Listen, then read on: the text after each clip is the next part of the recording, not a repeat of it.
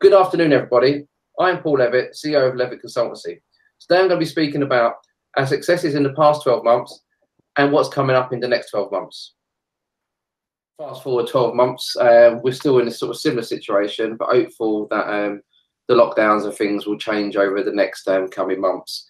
But what's happened though over those 12 months is made businesses and schools and government, everyone's levels, to actually look at what we actually do as a business and look at how we actually deliver those services and things. You know, is there things what we can adopt, which we've learned over that past 12 months, which we can still be using into the future?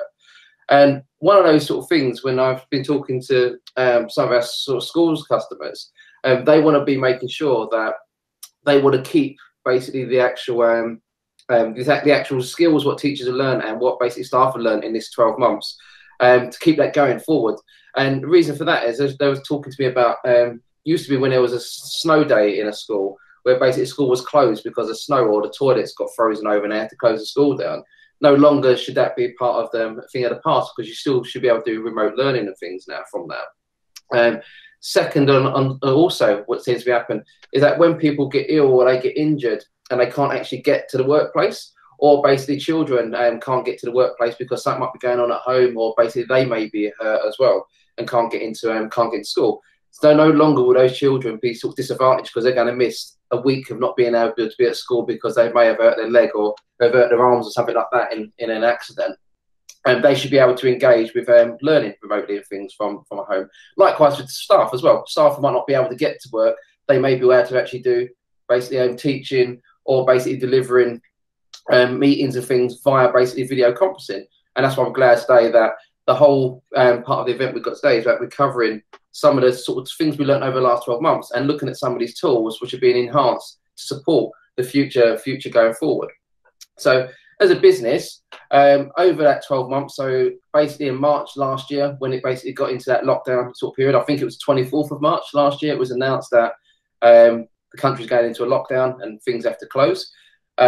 At that sort of period, we was approached by basically Essex Council and the government as being one of the government providers of IT services and cloud services, to actually would we be interested in being part of the actual catalogue of suppliers offers? So we basically, and I'll click on my screen to go to the link. So we was actually one of the first kind of companies to be invited onto this platform. And across the platform, there's actually over 9,000 small, medium businesses now across the UK who was onboarded as part of Crown Services to actually deliver basically IT services to schools and NHS and local businesses to help them through the pandemic by giving them advice or giving them training on how to use particular platforms, what's out there. So we was really proud to be part of that, and we helped support quite a lot of schools, NHS workers, and some businesses and things through the pandemic. Then basically, at the end of April, beginning of May, we were then asked by the government, would we be interested in one of 37 providers to actually deliver digital platforms to schools across the UK? Because the DfE had an agenda to make sure that every single school in the UK had a digital learning platform in place to allow to actually deliver remote learning. Because they were quite aware in the UK, only about 20% of schools had the capabilities to actually deliver that properly. And as part of that, we joined the scheme in May, and we've been part of that scheme since May going forward. And we've actually, as part of our sort of thing, we have actually delivered new basically learning platforms to schools, 50 new schools over the past 12 months as part of that platform.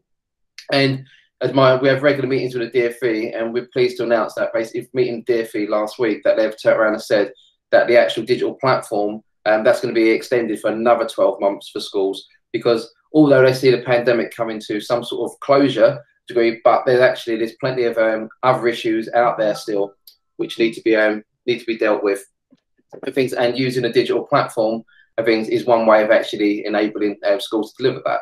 But was also as part of that is that the government also launched a thing called Cloud First for Businesses. And as part of Cloud First for Businesses, they were making sure that businesses, when they're looking at adopting IT, that they look at a cloud first approach. So it's very much exactly the same as what the school side of things as well. It's making sure cloud now becomes at the forefront of any delivery, and making sure that basically your business, your school, your learning, if you like, is actually resilient to any sort of like these sort of pandemics or future issues may occur. Also throughout that period, we were also pleased that we actually provided total support, and I know we've got quite a few of our customers on here today, that basically we've provided support to all of our customers throughout the entire pandemic and continue to do so with no breaks within their sort of like service delivery. And then basically we knew that actually we need to take some of the things what we learned and where we actually can move these things forward to actually benefit us as a business and importantly benefit our customers. So we actually took a paper to our customer advisory board, and if people are not aware, our customer advisory board is actually made up of our customers from basically being head teachers, technicians, business leaders, and so on, within that board to actually give us the idea. So when we introduce a new service or a new product, we always take it through to our customer advisory board to get ideas back from those sort of guys, which we then feed into our platform, which is why we always turn around and say that all of our services and products we provide is basically built by our customers for customers of things, and that can't be truer, and that's what a really important role that the customer advisory board plays within Levett Consultancy. So taking on some of the things from our own customer advisory board and what we approved, we've got a few announcements we're going to be covering off at today's session, and obviously we're going to go a little bit more in depth with our guest presenters today as well. We'll cover some of those products in particular depth. Okay, so one of the things we are actually doing is basically the future is a digital transformation, and I think anyone who's actually moved to the cloud prior to the pandemic or moved to it during a pandemic can see the actual benefits of what cloud actually offers to basically to the learning environment, to basically businesses, to basically everything what we do in a day-to-day life. Our cloud is managed to keep people active, being able to do their jobs, keeping in communication, keeping all that sort of stuff going. So cloud is playing an important role within that.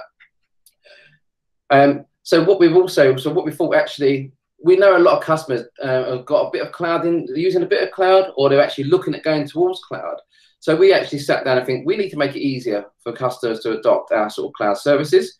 And so we actually created a thing called Your Cloud Redness assessment. And that's available by basically on our website. So just go into our link here. And on our website, you can see we've got start your cloud journey here. And what this does is basically when we click on this, it basically takes us to a simple Google form. So nothing massively complicated. But what we've done behind the scenes, we've actually connected it with BigQuery data, which is Google's analytical sort of services engine. And it basically allows us to, based on the answers what people provide, it allows us to come up with a scoring system to actually score a customer on basically their basic cloud readiness. And it's based on our seven principles of making sure cloud is successful, i.e. making sure you've got the right broadband in place, making sure you've got the right local infrastructure in place, making sure you're choosing the right cloud platform, and then making sure you've got the security to support that cloud platform, and basically how you're managing your end users' devices, be that Windows devices, Apple Mac devices, Chrome devices, iOS, Android, many different devices. So the platform needs to be device agnostic. And then from there, it's basically like helping with the procurement of that, and then making sure that the staff who are using those platforms are basically adequately trained so they're confident in using that platform, getting the best out of that investment, and then we provide support on top of that. So that's our 7 key sort of principles, and this basically survey allows us to actually get that information. It scores it automatically for us as well, and if you get the right sort of score, it'll tell you if you're ready to go to cloud now. But if you're not, basically don't get the right score, and it will tell you the areas you need to actually adjust within your organization to actually get to being cloud ready. So we put that on there as a really simple thing. I know when the information gets sent out to everyone who's attended today, you'll get a copy of that as well. So feel free to actually complete it. It should take no longer than sort of 2 or 3 minutes of your time if you're looking to move to the full cloud, or you're looking at basically having a hybrid sort of cloud environment in place. We're also continuing working with the government to enable basically schools and businesses to adopt basically cloud through the G Cloud framework. Again, we'll provide a link to that sort of service, and I know further on I can show you that. But if anyone's not aware, the government about sort of like 7 or 8 years ago created a platform called the G Cloud framework, and the old aim was to actually vet companies providing cloud services to other companies, to other businesses, to government, and to basically anything within the public sector as well. And the idea is that gets reviewed every year, and all the products and services get reviewed every year. And we're quite proud as a business. We've been on this framework now for basically, I think it's 6 years on the framework. And obviously we got renewed again for us in July of last year as well. So we're on, I think, G Cloud 12 now, the newest iteration is of that. And we provide all of our Google services through that. And we was quite proud this year that, was it Cornwall City Council approached us through G Cloud, and basically we're working with those guys now, delivering Google services to Cornwall, which is really, really good for us as business. I know we're doing a future case study with that shortly, so that'll be available to everyone to be able to see that in the future as well. And that's basically using the government sort of frameworks.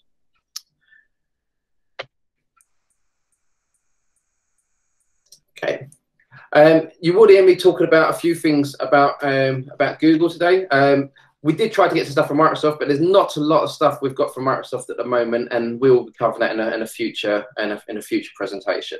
So we will be covering more on basically working with the guys at Google, because they've made so many announcements in the last month. So we're trying to put all that together a little bit today and give people some advice around that as well. So, as I announced earlier on, is that the government said they're going to extend in the digital education grant, basically until March 2022 next year. This basically means that that any education establishment who does not have cloud enabled at the moment, you can get Google Workspace deployment and training from us, all funded by the government, at a cost of about £2,500 is what the government will pay the grant for.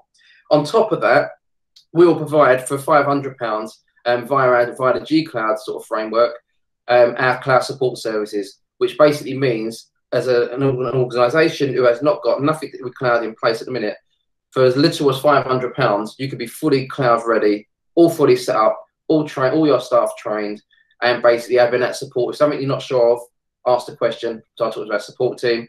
You need some help with something, ask that question. Something's not working, ask the question. All within our basic UK-based service desk team will be able to help with that, and we will help you from inception to completion of actually that deployment.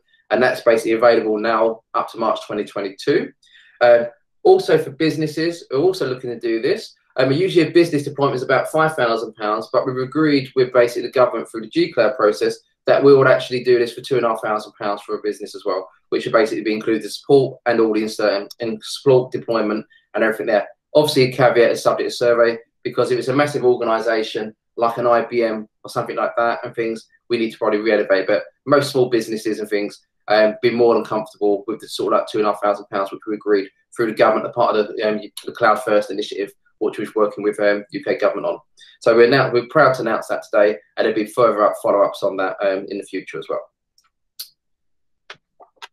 The other thing what we've also looking at doing, I know Lloyd touched on that about elite services, is that we're quite aware, and anyone who's known me for many times, is that basically we've been trying to move customers, across to basically to our elite services, which is basically, remote service is the wrong word. It's more of a hybrid service is the word what we're looking for, and that hybrid service is more about, we provide support at the first contact. So if something doesn't work, you'll phone us up, you drop an email, log in the service desk, whatever way your preference is, and then we'll try and fix it on that in that time frame.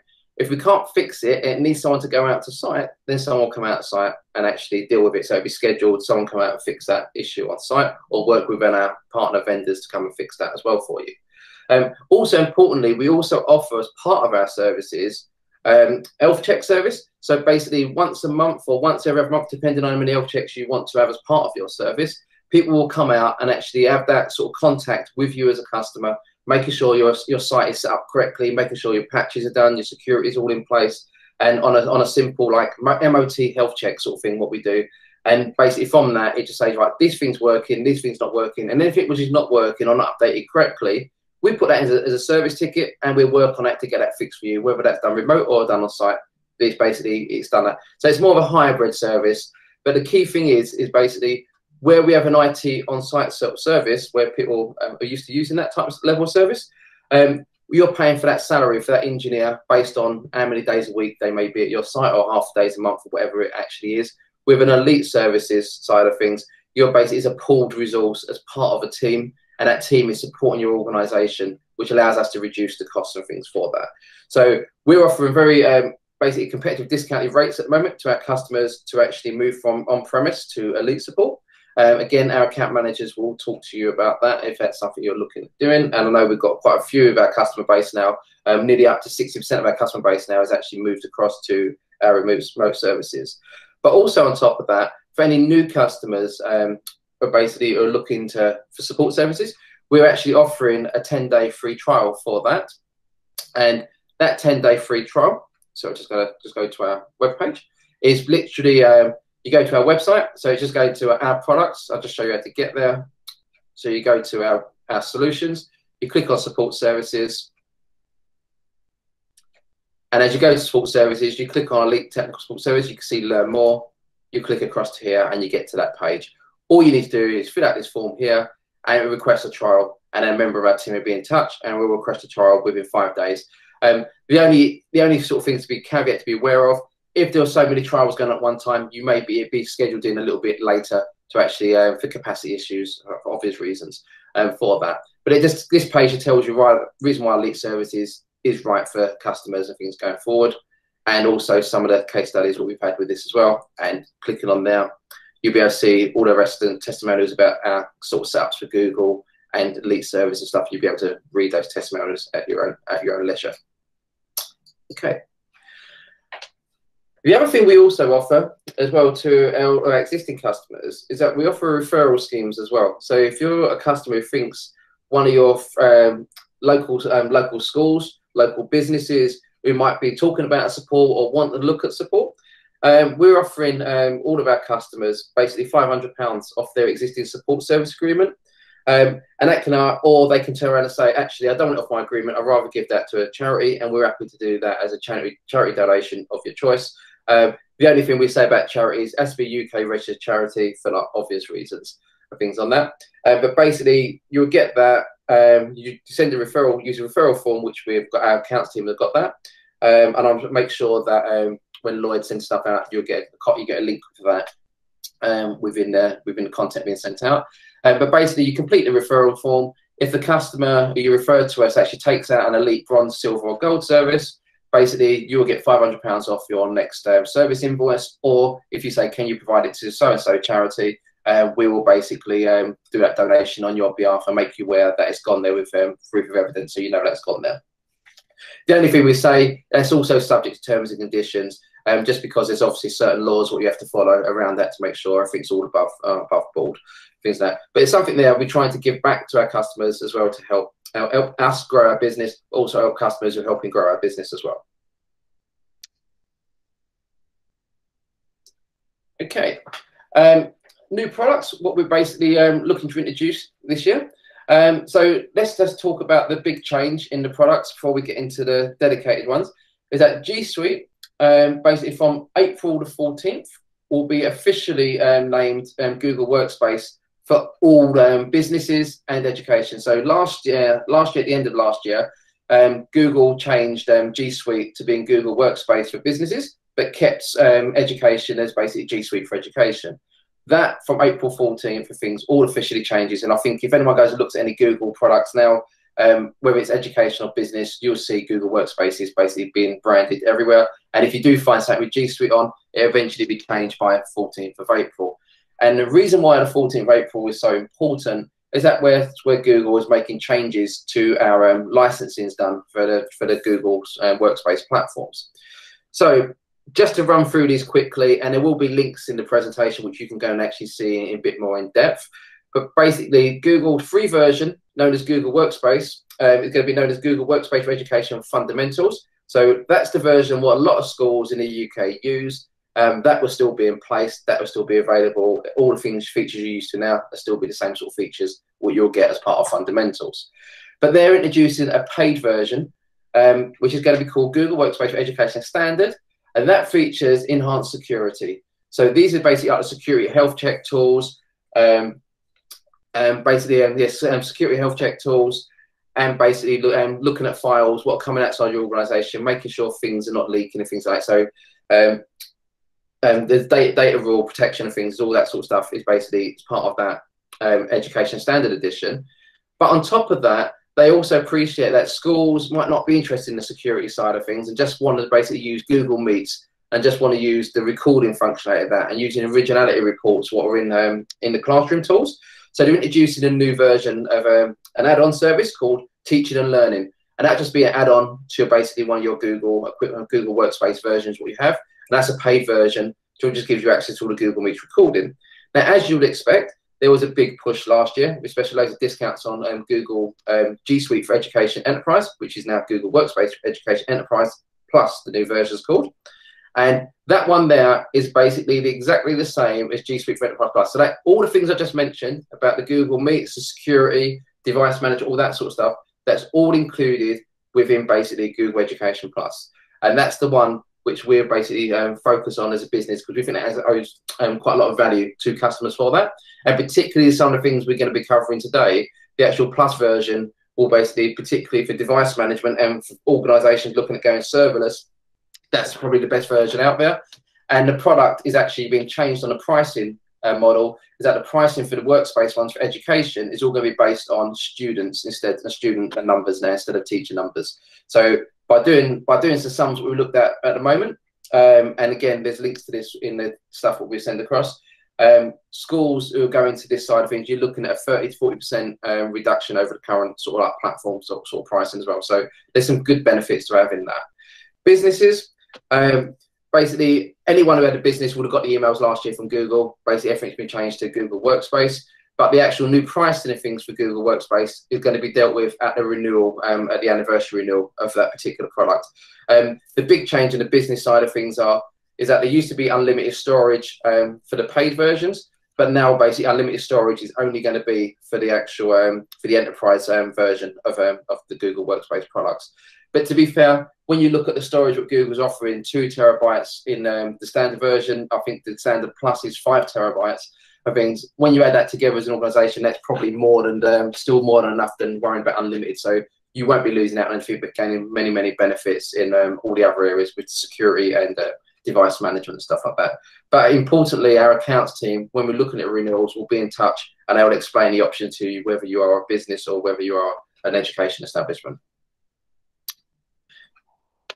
Okay, so we're on to our new products. So one of the big bits of news was towards the end of last year, although it was kept a bit suppressed because I don't think everyone's actually seen that yet, is that Google Expeditions is set to retire on June the 30th, 2021. And that means the entire platform, all the content, everything being created by June the 30th, it'll be removed and Google no longer will be supporting the Google Expeditions. But basically, the guys who have been dealing with the VR, and people like Redbox VR is one of our partners, they're all working on a product called Expeditions Pro, which is going to be launched shortly. Hopefully, I've been told at the end of March, beginning of April. And what we're going to be doing, we're going to be running a special event so people can showcase that and how you can actually move your expeditions from your old expeditions across into Education Pro. So we're going to be covering that a little bit later. So watch this space. There'll be a new version of Expeditions on its way. Also, as part of well, so after 12 months of basically checking and going forward and doing development and what is the best backups for organizations. So one of the things we've been trying to find is a backup solution which fits with servers, on-premises servers, as well as basically cloud backups. And a lot of people don't think, oh, because I've got Google now, I'm using Microsoft now, we don't need to have a backup in place because everything's stuck up in the cloud. But in the terms and conditions of both Microsoft and Google, it's clearly stated in there that if you lose data or someone inadvertently deletes things within those platforms, both those companies are not held responsible for that. It's your responsibility. So this is where basically organizations, to meet their business continuity requirements, they need to make sure that you've got a backup platform in place which supports Microsoft 365 or your Google Workspace platforms. And because of that, we've been trying to find a partner to work with. And one of our long-term partners, Datto, we use them obviously for our endpoint management. So it helps us do our proactive management of our customers. They launched a product called Backupify a few years ago. And that product has been renamed to be called Datto SaaS Protection now. And we've tried it. We use it as an organization ourselves. It works brilliantly. And we've had a few test organizations to demo this for us to make sure it's working for them, come on board. And it's only been basically all praises. And it's been how great the platform's actually been. So obviously today, we've got Adam who's going to actually go through basically Datto SaaS Protection, so I go a bit more in depth. but we are pleased to announce that we actually certified that as our main product now for backup solutions going forward, and that'd be Datto SaaS protection. So you'll hear a lot more from the business about that. We've also extended our Workspace offerings now to basically add in Google Voice, and we're pleased that we've done some trials last year when Google Voice got announced, and we've got that of one of our customers at the moment who basically thought the product was absolutely brilliant. It really helped them out in the pandemic, particularly where they couldn't have people come to their it was a school customer, this was, and they couldn't come to the school because the admin team were off sick, basically, or they was actually at home. And because of that, the school needed to make sure they keep contact with their parents, and also day-to-day functions still continue. So they moved from their traditional IT system, the traditional telephony system, to Google Voice, and it's been brilliant for them because it allows them now to actually have their own rules set up. People can access the voicemails, they can have the voice come through to them on their PCs at home, it comes through to their mobile phones, they choose how they want to receive their voice calls, but it comes through wherever they're sort of based. And importantly, what the school really likes about it as well, not just about the flexibility, but basically the cost of the platform. From the school point of view, it's actually reduced their telephony by about 40 to 50% of their call bills as well. And it's been a fantastic product for this school, and we've got a case study coming up shortly about that, to be launched shortly. But again, I know Umesh here today, and he will go through that a bit more in detail about it, works and things. But anyone who's looking for a voice solution, which is cost effective, very flexible, meets all these requirements about business continuity and things, Google Voice is a really good platform for things to actually have. And I should say, all the stuff what I'm talking about today is what we use internally as well. So we're using it. We ain't just basically trying to sell something. We're saying, actually, no, we do use these products ourselves as well. And then basically the other thing what we've got today, we've got Kieran from ASUS, and we'll talk about our video conferencing. Us as a business, we've been using video conferencing for about sort of 5 or 6 years now.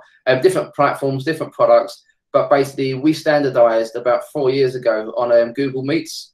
At that time it was called Chromebox for meetings at that time, but now obviously Google Meets. This is the enhanced version of the free one you have within the Google Workspace environment using Google Meets there. But using the hardware, it's been absolutely brilliant for us. It's allowed us to get in contact with our customers. It allows us to actually have good team meetings with our guys.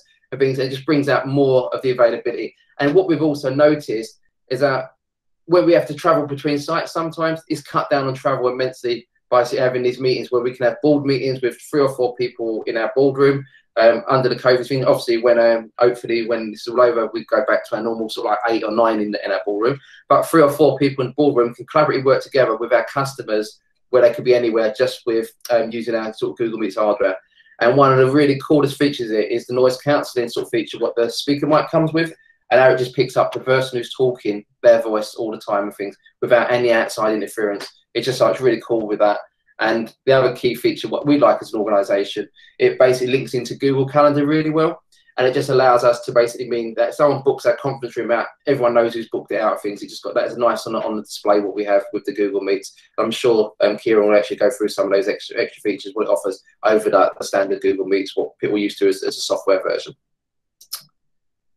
And then basically the thing that we've been trialing for the last 12 months, and we're at a stage where we're basically looking at releasing this to one of our customers, and we're looking to actually set up as a Google Academy. I know one of the people from the Academy is on the call today, and so we're looking really forward to actually working with the Academy, and there will be a Google Academy working with Levett Consultancy on promoting our basically a school environment or a business can go basically fully cloud-based with no servers. Everything just runs directly in the cloud.